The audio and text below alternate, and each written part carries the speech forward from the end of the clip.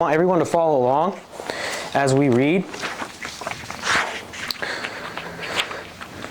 this story, okay?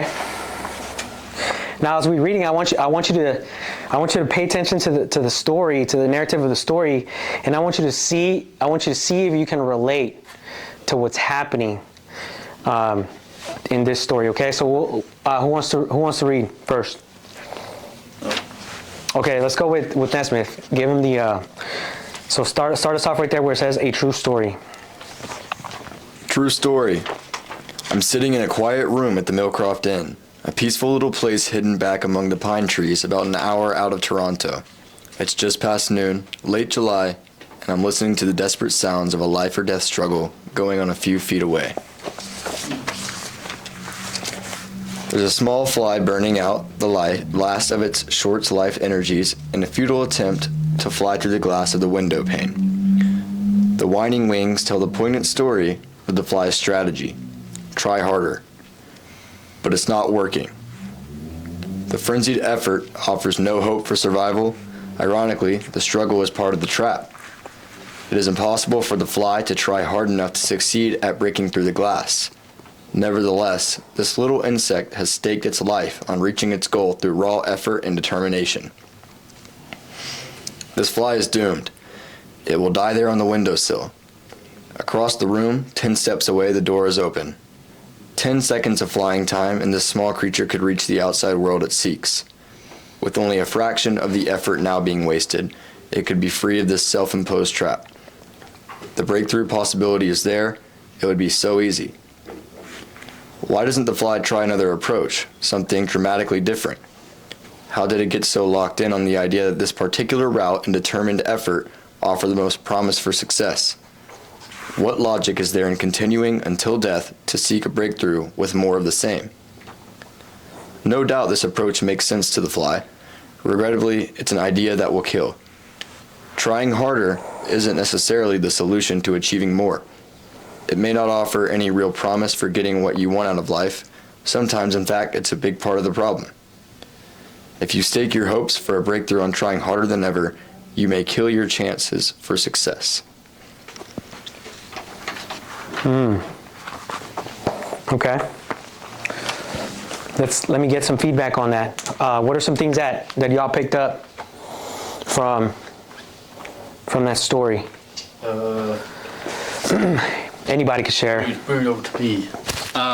What I kind of got out of the story is, so this fly, obviously being that it's small, but he didn't give up. At the end of the day, he kept working through it, pushing through the adversity, and he was able to obtain what he was looking to obtain, was getting out of that windowsill. And so it kind of like coordinates to what we're doing here. Is obviously we're a small fly in a big house, and we're trying to obviously obtain this goal, obviously achieve more things, more flies, if you want to kind of tell into it. So you can kind of bring back that hope in somebody else's life. So that's how I see the story, is trying to bring more hope into somebody else's life. Okay. Nesmith?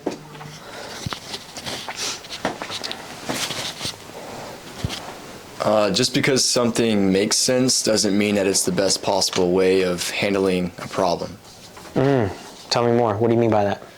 So maybe you feel like you got success out of trying something one way, and you try it again and it fails, and then you try it another time and it fails again, but you still believe that because you got success the first time that it's possible.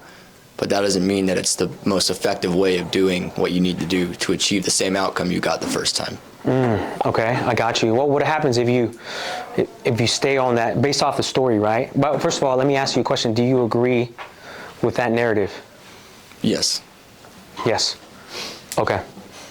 So what you're saying is, if I'm doing something and it doesn't work, but I try harder at doing the same thing, it's still not going to work. Yes, I would agree with that. Okay.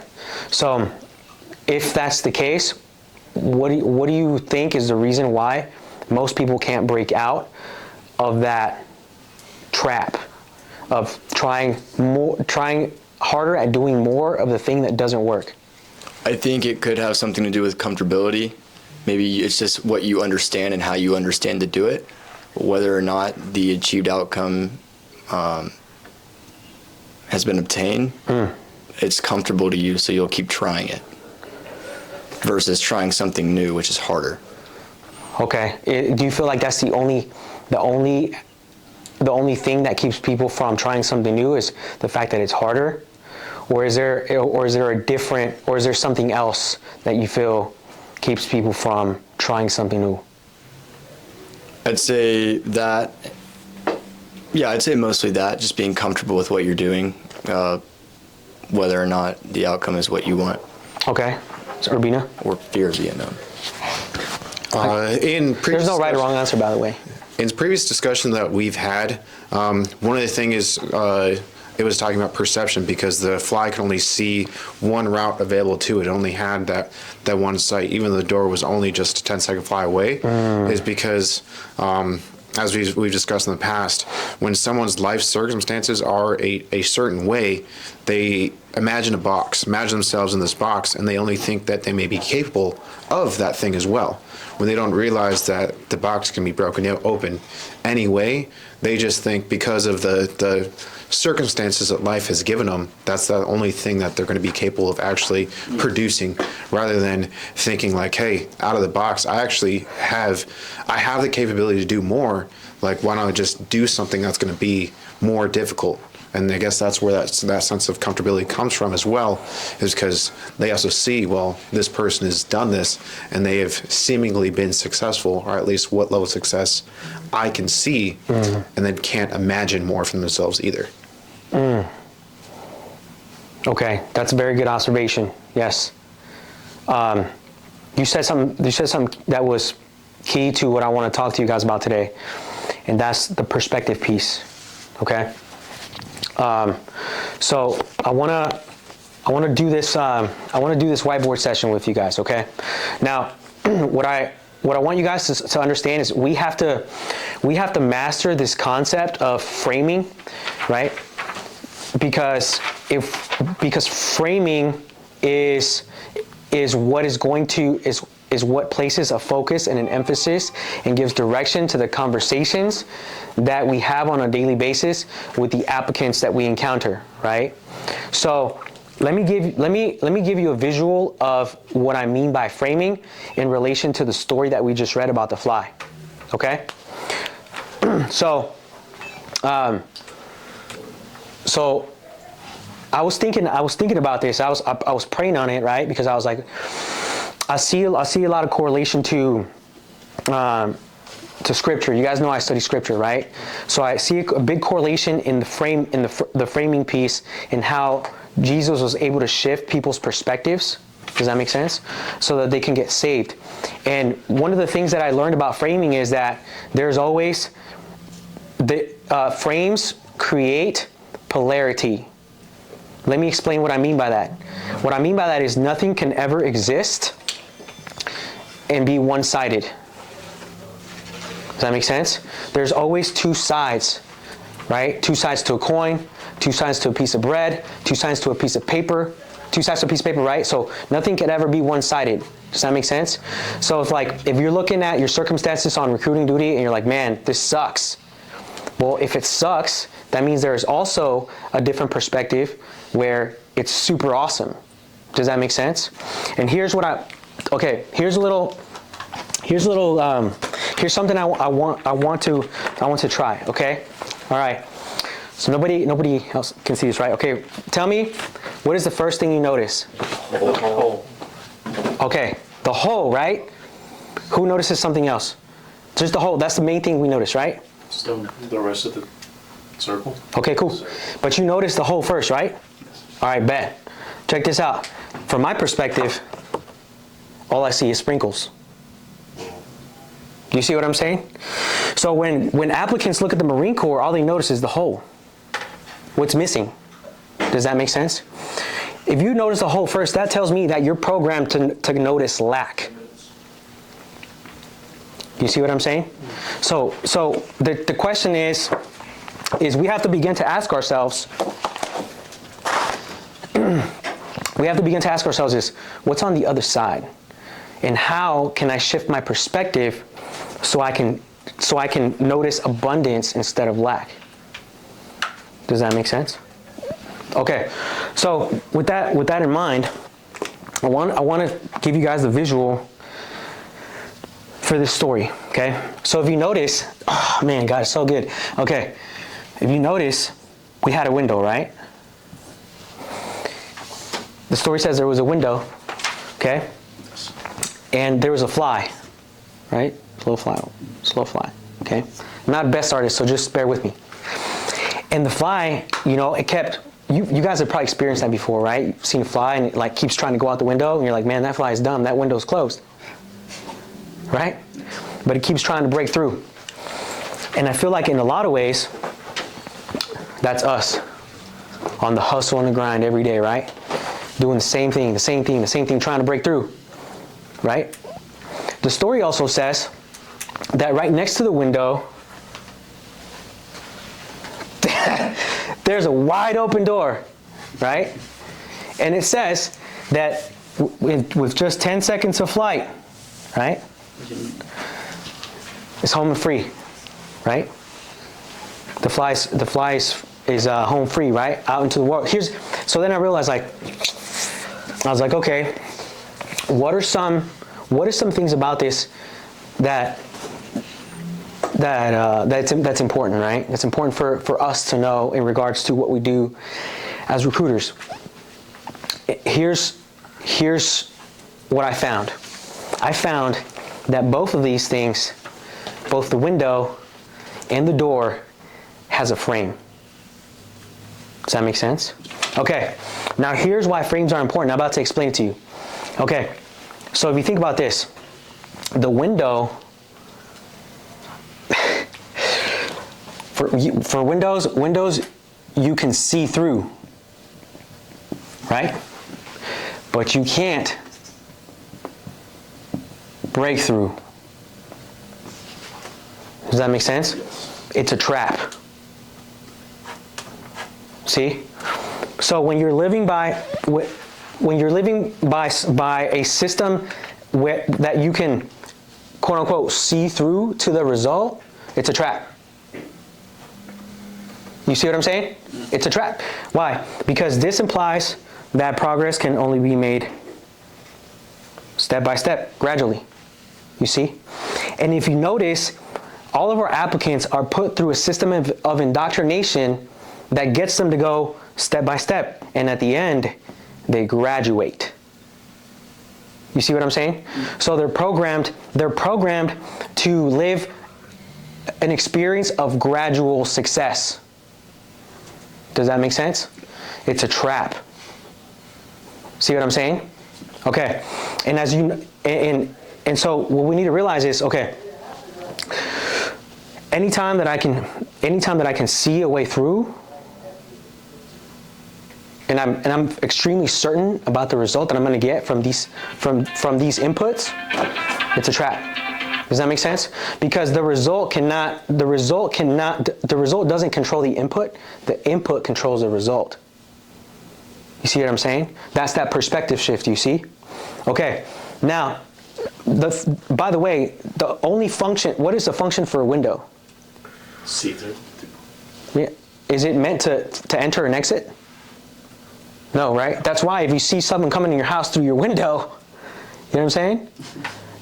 It's, right? Okay, now, check out the door. The door also has a frame. Does that make sense? But it's much bigger and wider. And also, by the way, the door, what's the door's function? Opens and closes. Open and closes, let somebody in. Gateway. You see what I'm saying? It's an entranceway into an outside possibility. Does that make sense? Small frames, you can see through them, but they offer no breakthrough. Big frames, possibilities, breakthrough. Does that make sense? Freedom. And then I thought about this, right? I thought about, okay, well, is there anything that I know about relative to this that proves that? And then I realized, what's like the most Like, what's the craziest door that I can walk out of? Does that make sense? Or what's the craziest door that I can use to experience something new? And then I thought about, bro, right? Then I thought about this. And again, I'm not a freaking artist, right? But forgive my. This is an airplane, by the way. All right. I saw the hell of a chocolate look to it. All right. So this is an airplane. Like, don't judge me. But check this out. Then I realized when I jump, if I was to exit this door out of a plane, when I jump out, you know what it's called? Escape. Leap of faith. It's called free falling. Does that make sense? And people report that when they jump out of the airplane, they don't even experience gravity. They don't even experience the sensation of falling. They experience the sensation of freedom. You see what I'm saying? So we need to learn how to reprogram our mind for bigger frames that open up the door to possibilities. And the reason why we need to get really good at it as recruiters is because that's the same thing that we're trying to do with our applicants when we're trying to open up their mind to possibilities that they have never considered, thought of, or thought that it was for them. Does that make sense? Okay. So we are actually helping people break through and break out of their trap, the trap that they're currently living in, right? Okay. So let me explain how frames work and how they're important in relation to what we do and how to make a huge difference in the conversations that you're having on a day-to-day basis, right? Am I good to erase this? Yes. Okay. All right. So one way that I look at this now on recruiting duty, right, is I'm not really helping people. I'm not contracting people. Does that make sense? I'm helping people break free. Right? The contract is just a byproduct. Oh, and by the way, it's not even the finished product. You see what I'm saying? The finished product is the fact that they get to live a different life and become Marines. See? So if you set your sights on something greater than just the contract will be the byproduct of you accomplishing the something greater. Does that make sense? Yes. Okay, but here's why frames are important, okay? I'm gonna teach you why. Because because we'll take the Marine Corps, right? USMC, right? It's just up there, floating idea, right? But if I put a frame on it, what does it do? Traps it. It brings it into focus. Does that make sense? The only reason why we put a frame around anything is so that people can notice it. So people can focus on it. Does that make sense? But every frame has a positive and a negative side to it. That's called the law of polarity. Does that make sense? Okay. So there's a positive side of the Marine Corps, and there's a negative side of the Marine Corps.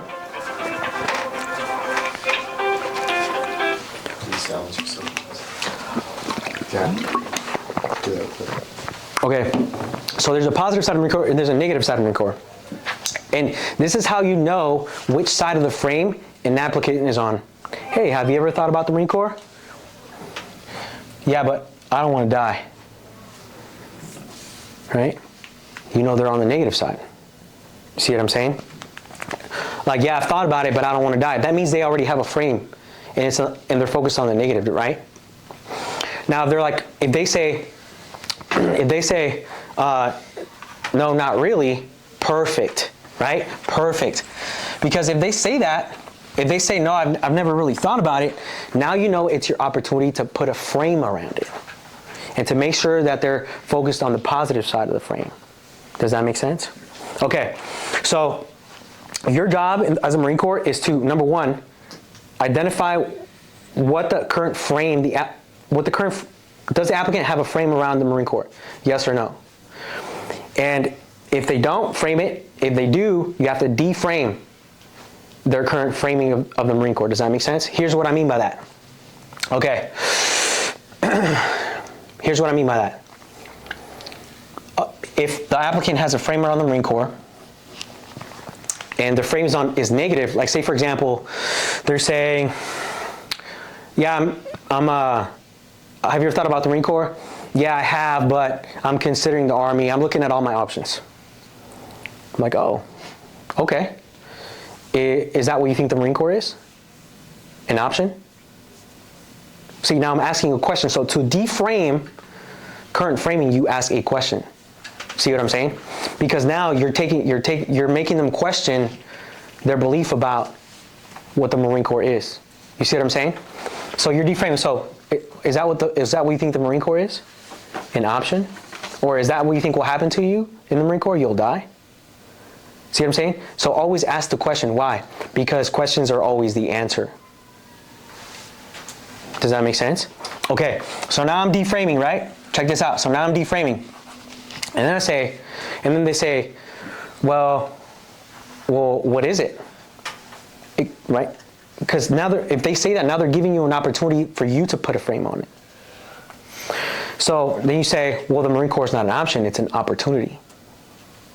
It's different. Does that make sense?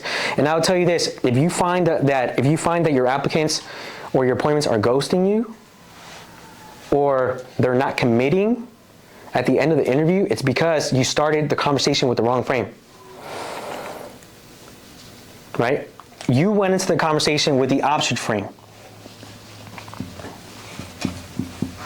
Okay? You were supposed to go into the conversation with the opportunity frame.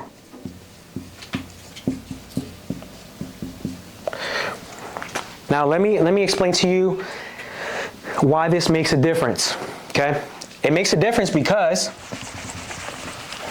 in life, when you're making forward progress, there's two things that you can do to make forward progress, but these two things are very different in the fact that one actually gets you from point A to point B, and the other one is a revolving door. It's like a hamster wheel. Okay? So in life, when you're moving forward, you can do two things. You can make choices, or you can make decisions. Let me explain the difference to you, because a lot of people think choices are better than decisions, because choices implies multiple, right? A decision implies one singular. Does that make sense? Okay, but the truth about this is that you can only take one path in life at a time, yes? Yes. Okay, so here's something I learned a while ago, and I live by this now, but I learned that successful people make decisions very quickly, and they change their mind very slowly if they need to. Unsuccessful people make decisions slowly, and they change their mind very quickly. See what I'm saying?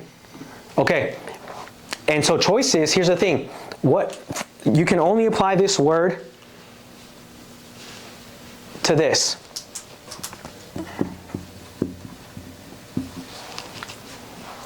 Options. See what I'm saying? Options is just something that you can pick. Multiple avenues, right? Decision is different, because decision comes from the root word decide, right? And decide comes from two Latin roots, de, which means of or from, and side, which means to cut. So when you make a decision, when you decide on something, you cut yourself off or from anything else that isn't the thing that you have made a decision on, which in this case would be the Marine Corps. Does that make sense? Now, you can only apply a decision to this. To an opportunity. Why? Because the definition of an opportunity is a set of circumstances that leads to a desired outcome. Does that make sense? So you can't make a decision on an option because it's contradictory. Does that make sense? You can only choose an option. But also you can't choose an opportunity because that gives you an out.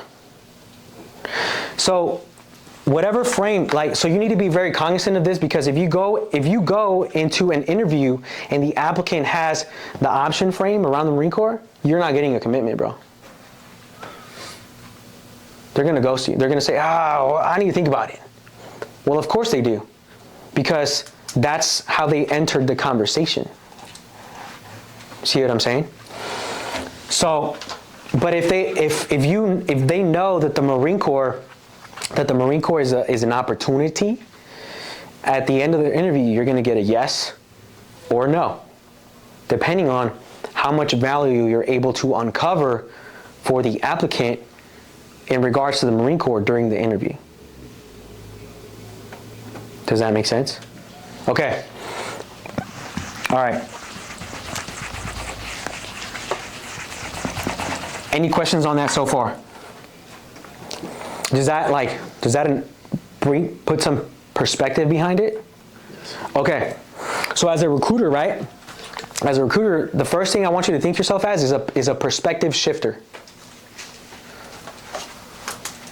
Okay? As a recruiter, I'm a perspective shifter. That's the first thing I am. Does that make sense? Before anything, I'm a perspective shifter. Now, going back to the mindset and the purpose piece, right? Here's what I learned perspective means. Perspective is the relationship between position and illusion. Does that make sense? Perspective is the relationship between position and illusion. So you have to understand that perspective is a positional concept. Okay? Now, this is super important because perspective impacts perception. Does that make sense? And perception is the mental impression that interprets based on your ability to see, hear, or become aware of something. So your position affects what you see, right? All you saw was a hole, but all I saw was the sprinkles. See what I'm saying? So what I'm trying to do when I meet an applicant is I'm trying to take him from where he's at, and I want him to swap places with me. Now, bro, I'm trying to show you I'm trying to help you see what I see. Does that make sense? Because if he can see what I see, now we're in agreement. Now we can walk together down this path. Does that make sense? Okay. Now, that is like the framing piece is like the main thing, because I told you guys frame creates a focus, right? Okay. So we have a frame around the Marine Corps. Okay. It creates a focus, right? Here's the applicant. Whoa. Let's not put a smiley face on you. All right, here's the applicant. So the frame creates a focus, right? Okay. Now, the focus creates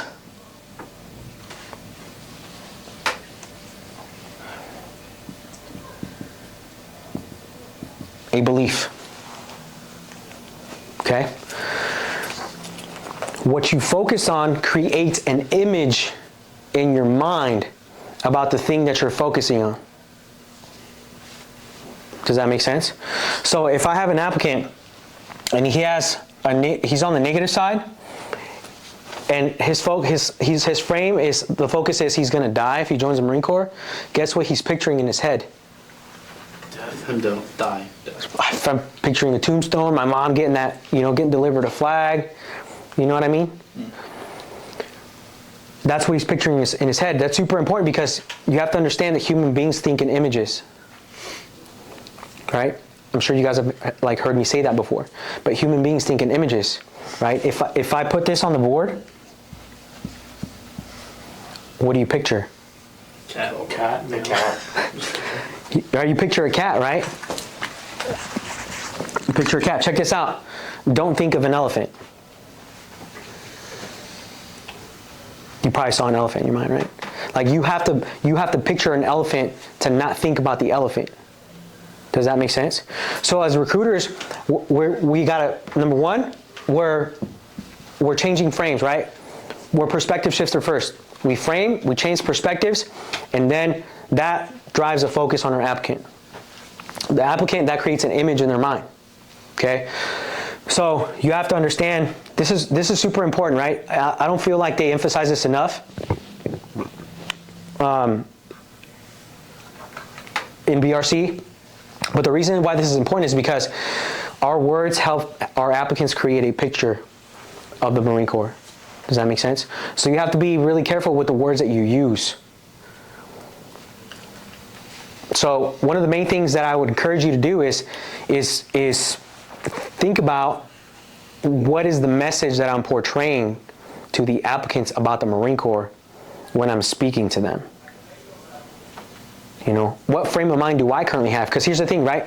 If you have a frame of mind right now that's negative, you ain't getting you're not getting anybody on the positive side. It's not going to happen. Because you guys are both on the negative side, even though you're pretending, right? You're pretending the Marine Corps is good for you. You're pretending the Marine Corps is good for them when you don't even believe it's good for you. Yes. To use Vasquez as an example, Okay. Because he has had an extremely negative outlook. I mean, I'm sure when you saw him, the times, just like any recruiter, they walk in and they've gotten 3 no-shows that have already texted him saying, "Hey, I'm just going to reschedule," or what have you. Today. And then all of a sudden we're sitting there and he just finished the interview. And I was like, all right, so what did you really change during the interview? And we kind of talked about some of the things. And then ultimately I asked him, because of his outlook, I was like, why did you originally join the Marine Corps? And after we discussed, he, I hope, realized, and it kind of showed me that he had already achieved the 3 things that were his top 3. He had already achieved all of those things. Moving out of the house before 18, or I guess shortly after. Being able to be financially stable so he can support himself and help his family. And I think pretty much to get out of the market, right? That was one of it. Just get out of the job and do something that's just more enjoyable. I got you. And he had gotten all of those things. So in a sense, he had achieved the things, and now his belief was gone. Like, you know, it was already there. So then from there, what I did is, you know, tagged him out, and from that conversation made him realize, like, you're sitting here and you're in the same position that you are when you're working there at the Mexican Mart. You were sitting there, you're miserable, you hate the job, you don't have the community, because when you were there, you had your community, you had people that were there helping you. And now you're sitting here, you don't have that community because you don't, you know, you have 4 of the Marines, but how often do you actually spend time with those other Marines outside of this office?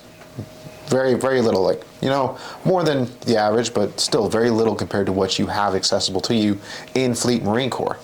And ultimately it was helping to break down and find that purpose again through those tags. I had him pick his top 3 like we do with the applicants, and we walked through them. We only really went through 1 because that's what we had time for. Right. But it was still enough to help him, like, find out more of a purpose and more of a reason to, like, where he is now, with the reason why the Marine Corps can still help him, and the reason why he still decided to stay in as long as he has to this point.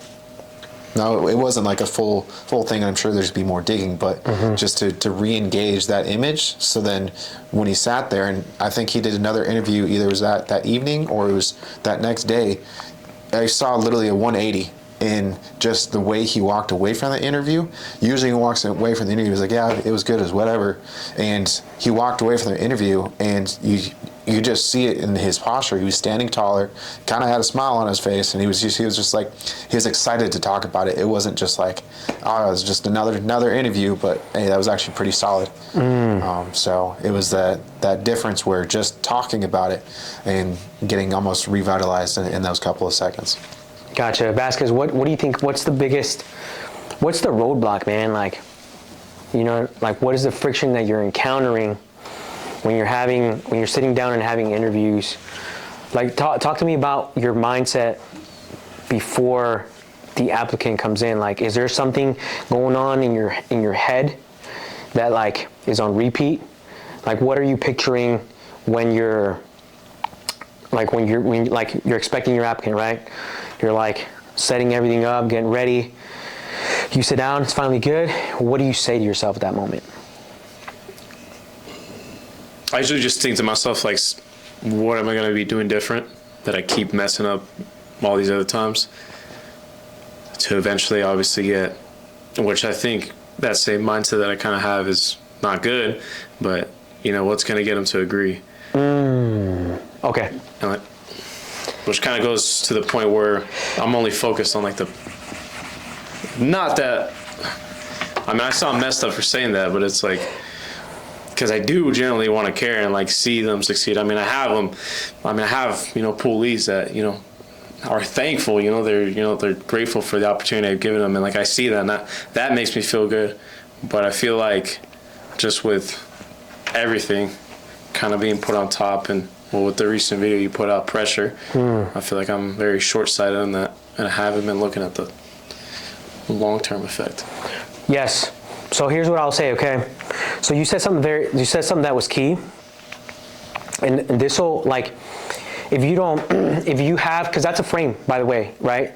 Like the frame of how can I get him to agree? Like, how can I close on him? Does that make sense? Like, how can I convince him? That's a frame. Okay, so and most recruiters have that perspective, that framing, because that's what they make it sound like, right? Where it's like, hey, you gotta close, you gotta close, you gotta close, you gotta be a closer, you gotta write contracts, right? But like I said, the contract is a byproduct, right? And as a matter of fact, it's a midway point. It's not even the end goal. So that's a frame, and I'll tell you that there's a difference, right? If you have that framing, you're trying to do this. If you have a convincing frame. Convince.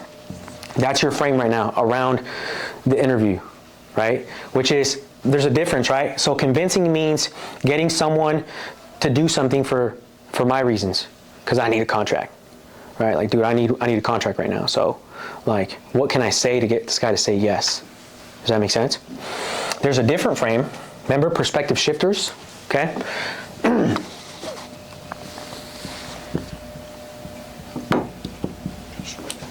The frame of persuading, the persuasion frame, which is totally different, right? Persuading is getting someone to do something that they want to do for their reasons. Does that make sense? Because that's why I said earlier, as a recruiter, if you enter the conversation in the right frame, with the right frame, the opportunity frame around the Marine Corps, the applicant will say yes if you are able to uncover enough value for them, right? Not project the value that you know, that the things that you value about the Marine Corps. Does that make sense? Like, if you try to tell people about the value that you found in the Marine Corps, convincing, right? If you try to figure out how the Marine Corps can help the applicant, persuading. That's what's called consultative selling, right? Hey, what do you want, and how can I help you achieve that? Not what do I want and what I want to push on you, so you can say yes. Does that make sense? So it's a totally different frame. So just switching that frame, man. So it's like, so here's what I would say, okay? Because, and I have, like, one of the things that I always talk about is you have to be very intentional about what you do here on a daily basis. Because we plant seeds out here, right? Like, that's what we call it. Hey, let's go, we're planting seeds. Well, guess what? The seed eventually grows and you reap a harvest. So what kind of seeds are you planting? You know what I mean? Are you planting seeds of, like, trying to strong arm people in the Marine Corps? Because the harvest to that is people become resentful towards you because you're pushy. You know what I mean? Like, nah, bro, like, this guy's thirsty, right? He's got contract breath. I know he's just trying to get me. Does that make sense? Or are you planting seeds of persuasion, right? Where it's like, hey, he actually helped me see the value in the Marine Corps, and like he's helping me accomplish the things that I want to achieve even before I go to boot camp. Now you become a helper. You see? And I don't know if I've shared this with you guys before. Maybe I have, but I know recruiting duty is a form of ministry. And do you guys know what that is? Service. Service, right? The definition of ministry literally is the definition of ministry is serving God through serving people. Does that make sense? And I'll tell you this, when you become a servant, instead of a master, you know what I mean? You're gonna get more results, because a master can only be one. Does that make sense? As a servant, you're a point of leverage. Does that make sense? So I look at it kind of like this, okay? If you're on top and everyone's on bottom, well, guess where you're headed? Down. You see? But if you're on the bottom and you're serving and everyone's on top of you, guess where you're going? Going up. See what I'm saying? Like, everything happens by law. Get me? So in scripture it says, if those who want to be first should be last. See what I'm saying? So if you want to be the greatest, you got to be last. And as a matter of fact, the Marine Corps actually adopted that, right? Leaders eat last. See what I'm saying? But I feel like we've lost that. We've lost that somehow when we come out here because of the pressure, right? Because of the results-based business, right? Like, where are my results? Where are my contracts? Where are my appointments? Well, I can only have an appointment if I'm looking for someone to serve. Does that make sense? So when you come into this office, like, before you even walk through the door, this is the question that I would ask myself. Who am I serving today? You know, who am I serving today? Or before if you have an appointment and the guy's coming in for an interview, you say, okay, now I do this through prayer, right? You could do it your own way, but I do it through prayer. You know what I mean? A lot of times I'd sit out in that parking lot, and before I even came into the office, I'd be praying, right? I'd be praying for wisdom. I'd be praying for God to help me serve the people, right, around me in the best way possible. Because I know that I myself don't have the power. Like, I can't convince anyone. You see what I'm saying? But God can show me how to help them. And that's how we become successful out here, right? So one of the things that I would say is, before you even come through that door is number one, change what you believe about when you walk through that door. Like, here I am, another day of prospecting. Speed this morning. See what I'm saying? Or like, okay, I get to serve somebody today. Do you see even like the difference between how that sounds, like how it makes you feel when you say those things, right? Like, dude, that matters, because you can feel that, but also the other person on the other side of the table can feel that. You know what I mean? And so when they sit down in front of you, they're like, this dude's vibe's off. You know, like, it's icky. You know what I mean? So, and here's the thing, man. The only reason why I know that is because I was there. You know what I mean? Like, that was me.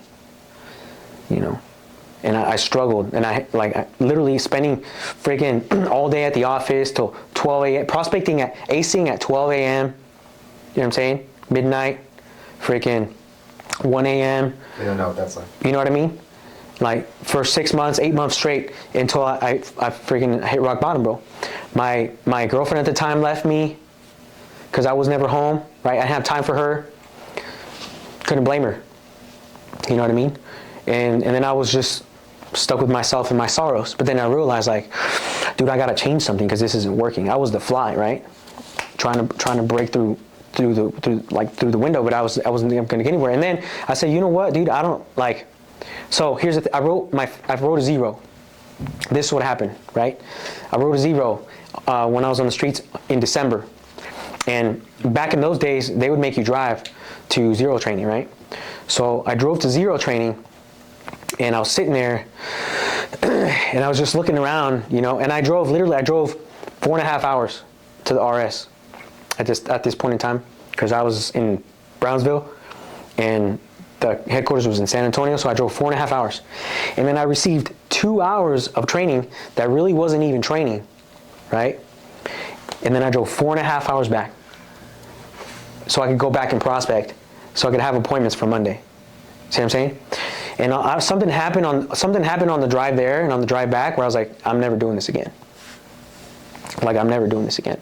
And I said, you know what? I don't even care about the numbers. And I'm telling you this, like, if you could say that,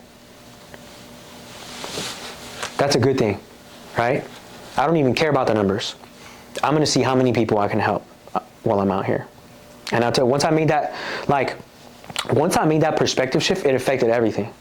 It affected everything, like the way I made my phone calls, how I sounded on the phone, how I approached people at the schools, the way I treated the faculty, and things, like, I'm not even kidding, overnight, bro, overnight. And even the people, this is crazy, even the people that I had prospected before with the wrong mindset hit me back up. I'm like, hey, I've been thinking about it. I think this is the best, like, this is a good option for me. And like, no, it's a great opportunity. See what I'm saying? So, like, change what you believe when you walk in through that door, and then change what you believe about what you're here to do when you sit down with an applicant, kneecap to kneecap. I'm here to help. You know what I mean? Does that help you? Do you have any questions about that?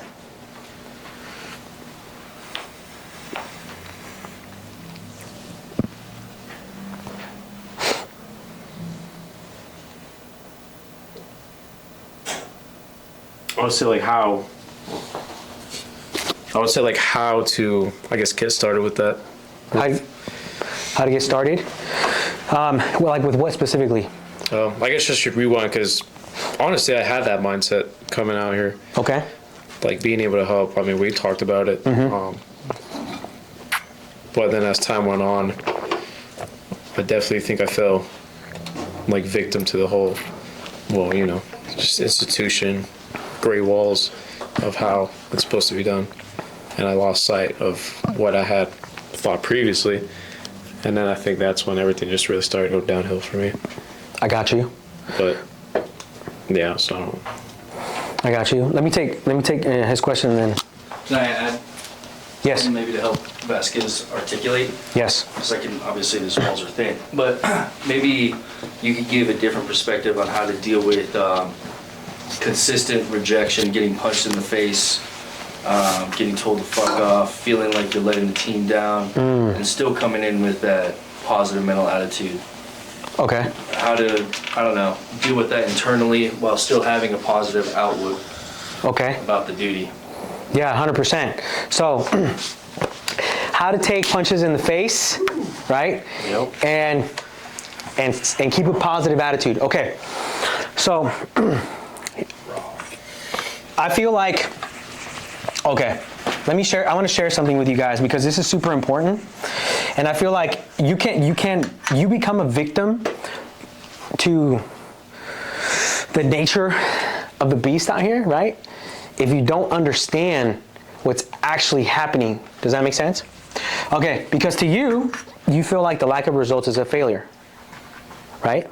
Okay, but what if I told you that the lack of results isn't a failure, it's actually the product of building momentum. Perspective. Right?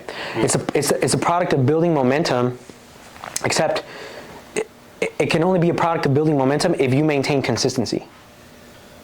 See what I'm saying? And the reason why is because I'm telling you guys, everything happens by law, right? So you have to become familiar with what you're doing out here, okay? When you first come out here, so, and I want to say specifically with you, Vasquez, because you came in as a new recruiter and you saw some success because your sector had momentum. Does that make sense? Okay, but out here, so you have to understand this, right? Inertia and momentum. Okay, so inertia is an object at rest will remain at rest until acted upon by an outside force. Okay? Momentum is an object in motion will remain in motion unless acted upon by the outside force. So when you came here, your sector had momentum, right? Because Lanigan had been working in schools, right? He'd been like prospecting people, but here's the thing, but he hadn't been really around for a little while, so the momentum was starting to decrease. Why? Because of inertia, right? And you might ask like, well, what was working against the momentum if there was nobody here to work or work against it? Well, you have to understand the law of entropy, okay?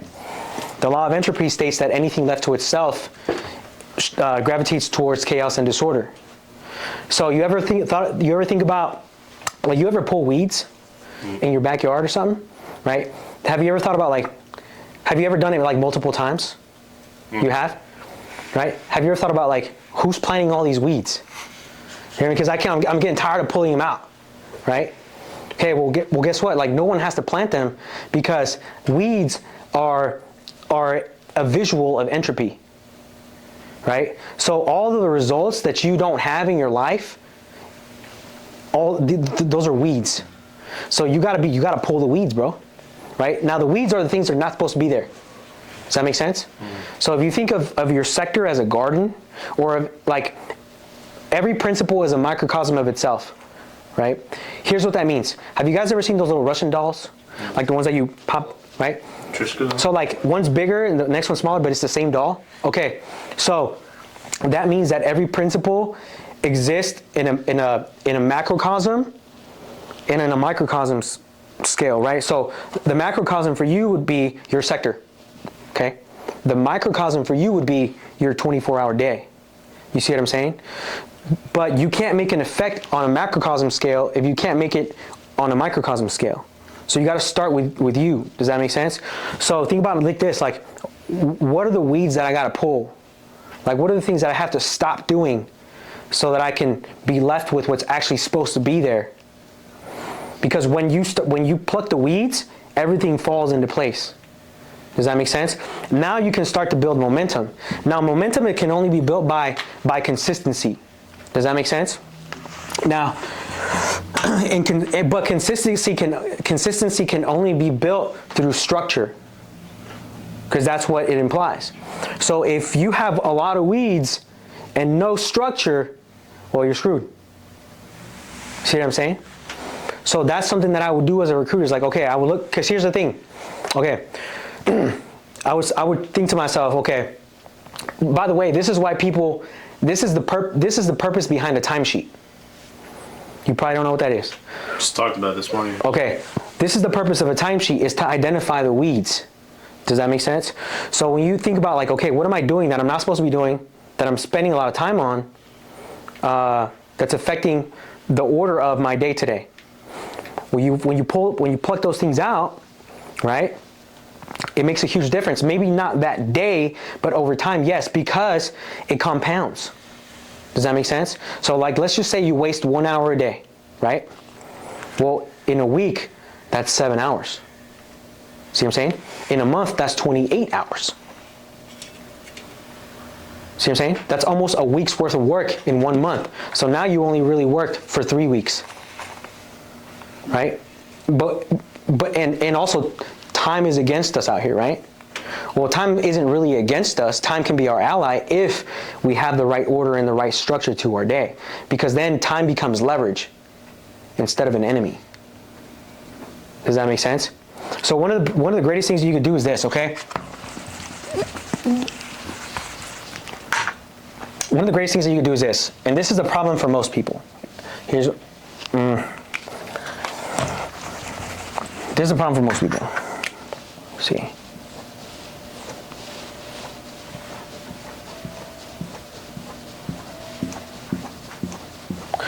Like, do you know, when you look at a daily, okay? When you look at your daily plan, bro, and it's just packed to the brim, right? It's packed to the brim. You notice how you never really do everything that's on your daily? You ever notice that? Like when you pack it to the brim and it's like every minute is accounted for, right? Okay. by the way, when you do that, you're setting yourself up to fail. Does that make sense? I'm gonna tell you why. There's two things behind this. When you pack your daily to the brim of things that we want to call them like tasks that are routine prospecting. Okay. By the way, prospecting can't be routine. Prospecting has to be deliberate. Does that make sense? It means there has to be a method to the madness. It has to have a purpose. Otherwise, it's not prospecting. It's time wasting. Does that make sense? So here's the problem with most people. Most people, okay, look at this. Most people, their daily, here's what they focus. Okay, if you pack your day, if your daily looks like this, see all this right here? It's crowded, right? It's noise. So by default, you're gonna have a low standard of prospecting. Or not low standard, but a low product of prospecting. Why? Because you're generic.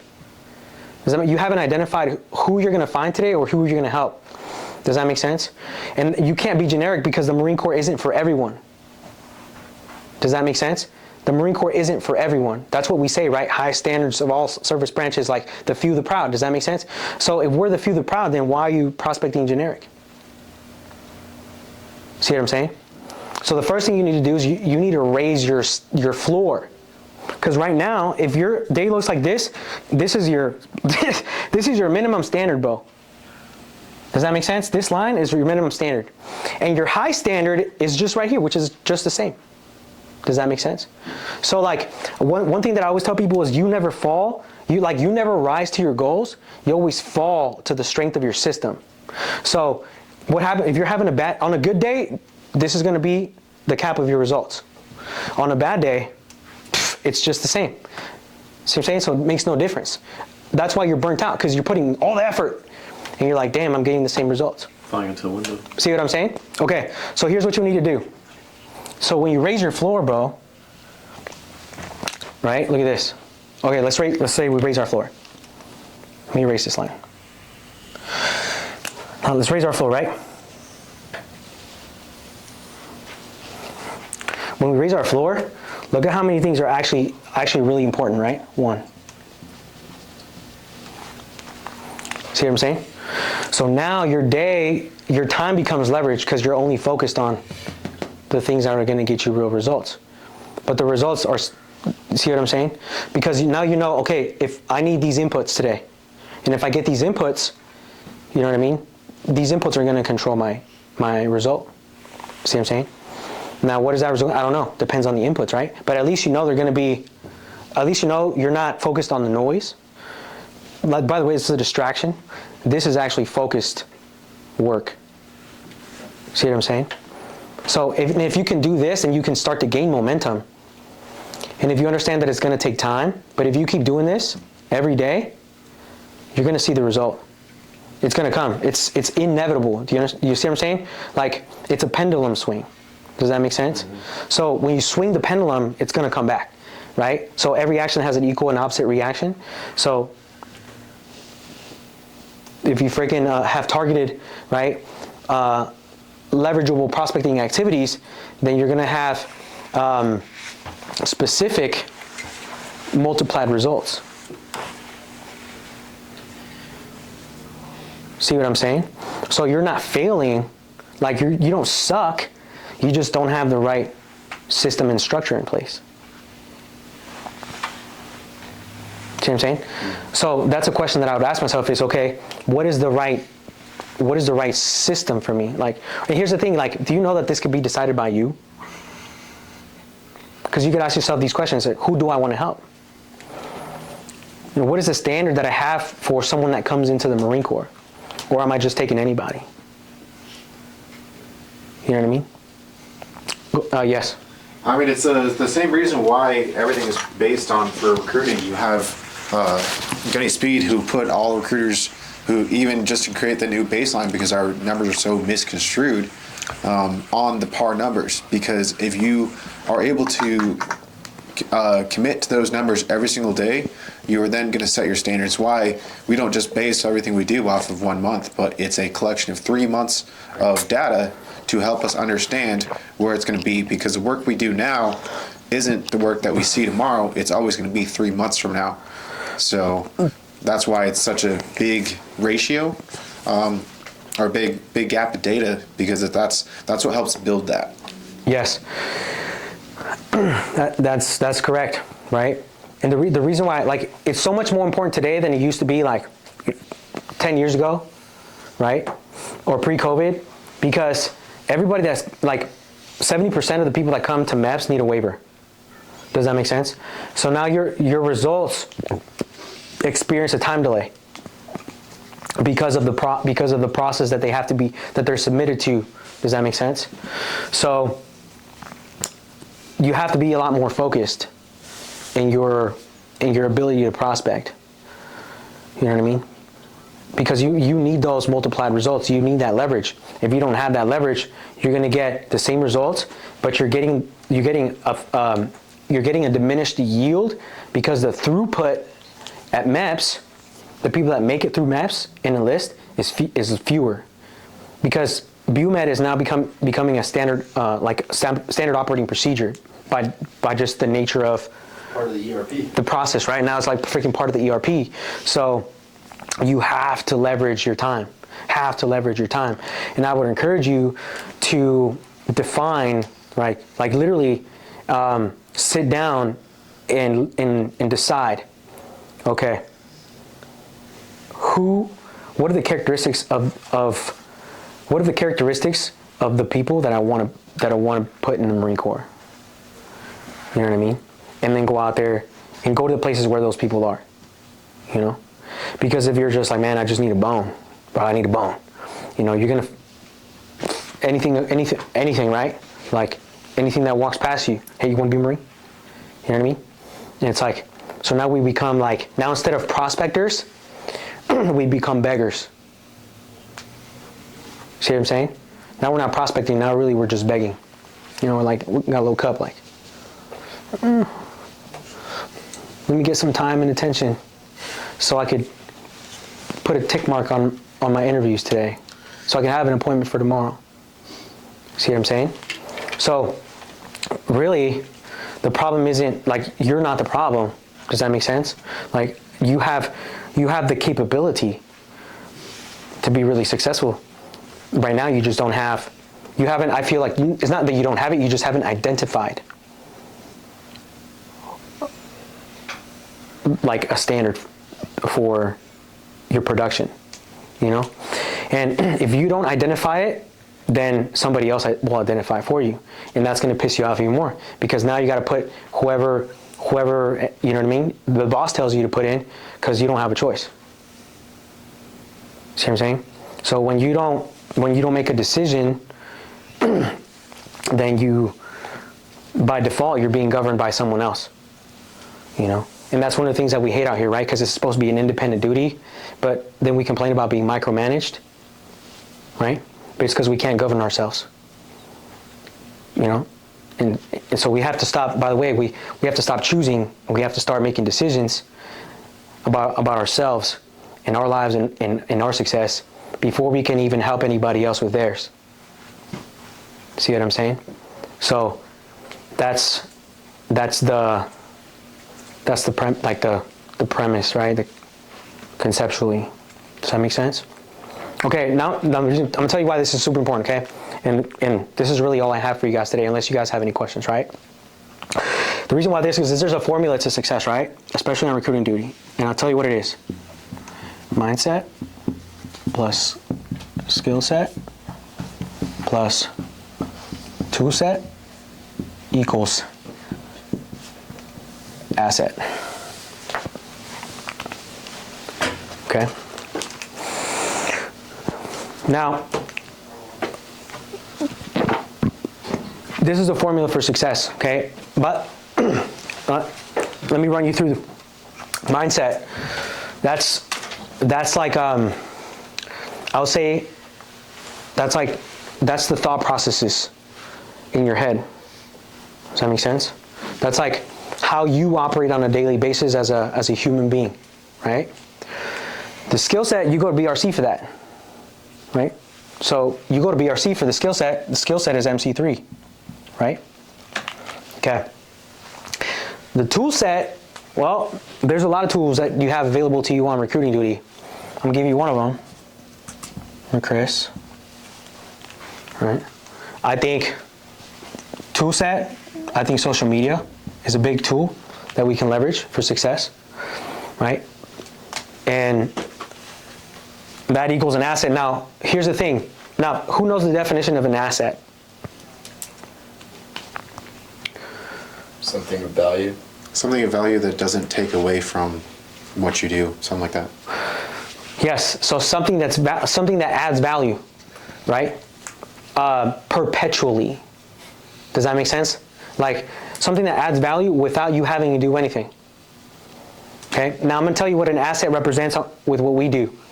An asset is a poolee. Raw. See what I'm saying? Because a poolee can become the source of another asset. But a lot of us, we look at our poolees and they're just burdens, right? Like, I gotta PT these guys, man. Right? But, so an asset, think about like crypto. You guys got any investments like crypto?